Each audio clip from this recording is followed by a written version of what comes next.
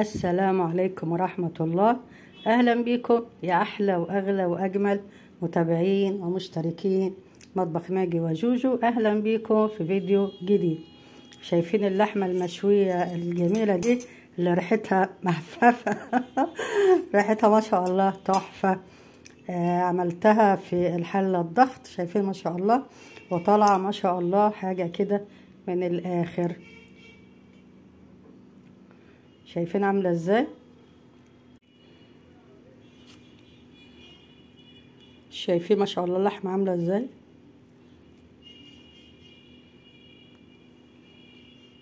لحمة روعة، ريحتها ما شاء الله، التتبيلة بتاعتها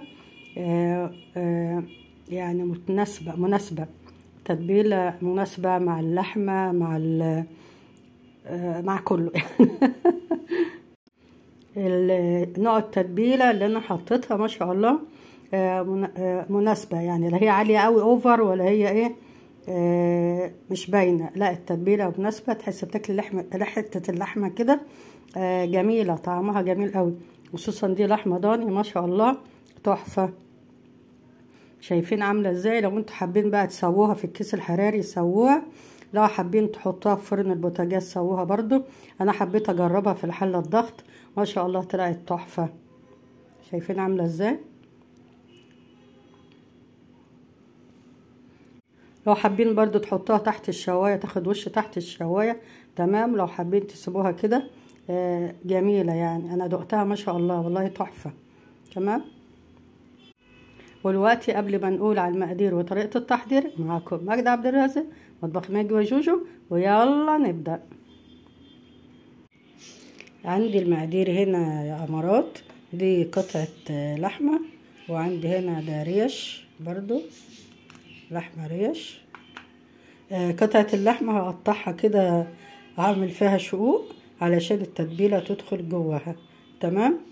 عندي هنا بقى التتبيلة، عندي دي صلصة طماطم، عندي ملح، حبهان مطحون،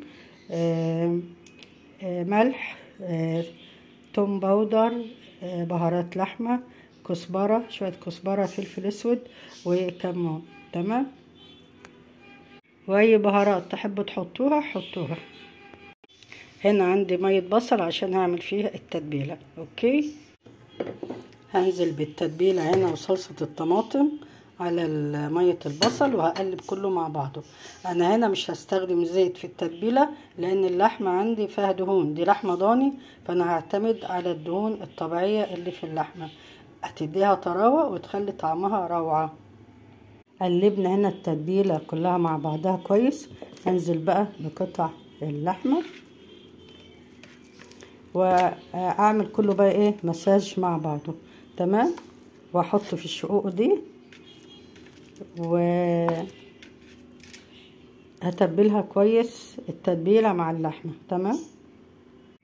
تبلنا اللحمة بالتتبيلة الجميلة دي وحطينا التتبيلة برضو في الشقوق بتاعة اللحمة. هغطيها واحطها في التلاجة مش اقل من ساعتين. لو حابين تعملوها قبلها بليلة يبقى احسن طبعا تمام. انا هحطها دلوقتي في التلاجة ولما نيجي نستخدمها هقولك هنعمل ايه.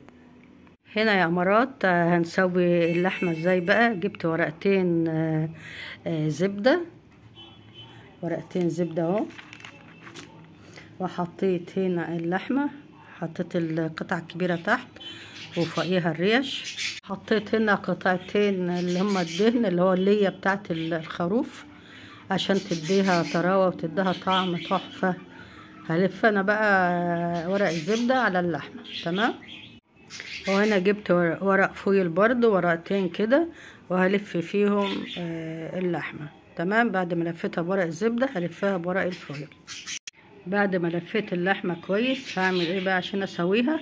لا اما ندخلها في الفرن، نحطها في صينية وندخلها في الفرن، لا اما انا هعملها بقى في الحلة بتاعة الضغط تمام. عندي هنا الحلة بتاعة الضغط او الحلة بالبخار. جبت الحلة حطيت فيها شوية مية، وبعدين لو عندي اي حاجة بقى شبكة او اي حاجة، انا ما عنديش شبكة فرحت اعمل ايه، لقيت عندي الطبق ده بصراحة خفت احط حاجة ازاز لا تروح ايه تتكسر، فلقيت عندي الطبق ده الستانلس ده فحطيته، وحطيت قشر ليمون. على فكرة انا حطيت على اللحمة التتبيلة برضو ليمون. تمام. دلوقتي هحط اللحمة هوريكم ازاي. حطيت اللحمة بالشكل ده في الحلة. هغطيها بقى كويس قوي وهحطها على النار. تمام. عندي هنا الحلة بتغلي يا عمرات، ههدي عليها النار واخليها بقى ايه ساعة ونص ساعتين، مش اكتر من كده. تمام. هنا الوقت عدى خلاص، عدى حوالي ساعة وتلت كده. طفيت عليها، ولما تبرد الحلة ان شاء الله نبقى نطلع اللحمة ونشوفها مع بعض.